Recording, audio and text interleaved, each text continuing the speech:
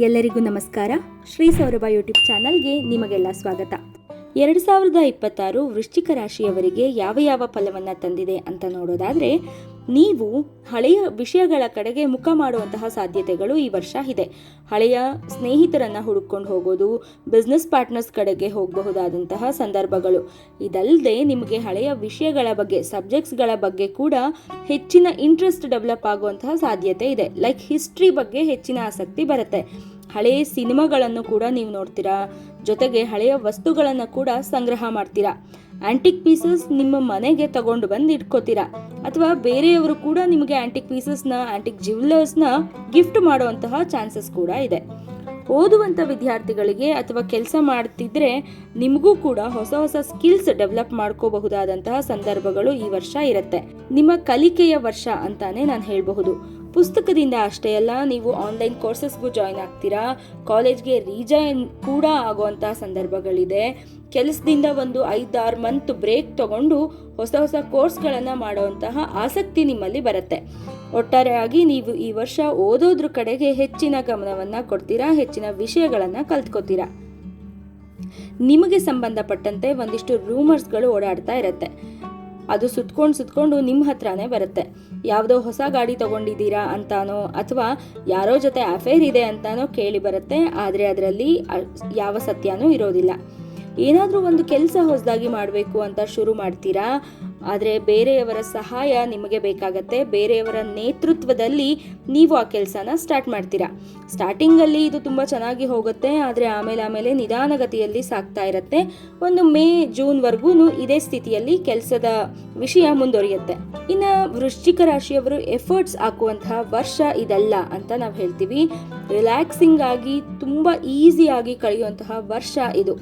ಓದೋದು, ಬರೆಯೋದು, ಕಲಿಯೋದು, ಅರ್ಥ ಮಾಡ್ಕೊಳ್ಳೋದು, ಆಚೆ ಸುತ್ತಾಡುವಂತಹ ವರ್ಷ ಈ 2026. 2026 ಜೂನ್ ಜುಲೈಯಿಂದಾನೇ ನೀವು ನಿಮ್ಮ ಫ್ಯಾಮಿಲಿಯನ್ನೆಲ್ಲ, ನಿಮ್ಮ ಕುಟುಂಬವನ್ನೆಲ್ಲ ಒಗ್ಗೂಡಿಸುವಂತಹ ಕೆಲಸವನ್ನು ಮಾಡ್ತೀರಾ.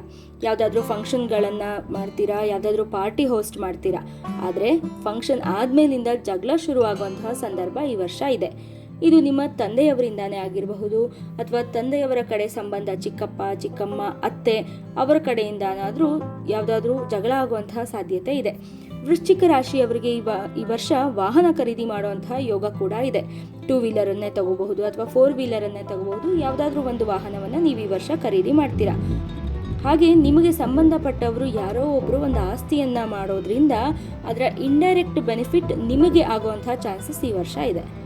ವೃಶ್ಚಿಕ ರಾಶಿಯವರ ಆರೋಗ್ಯದ ವಿಚಾರದ ಬಗ್ಗೆ ಹೇಳೋದಾದರೆ, ಈ ವರ್ಷ ಹೊಟ್ಟೆಗೆ ಸಂಬಂಧಪಟ್ಟಂತಹ ತೊಂದರೆಗಳು ಜಾಸ್ತಿ ಆಗುತ್ತೆ.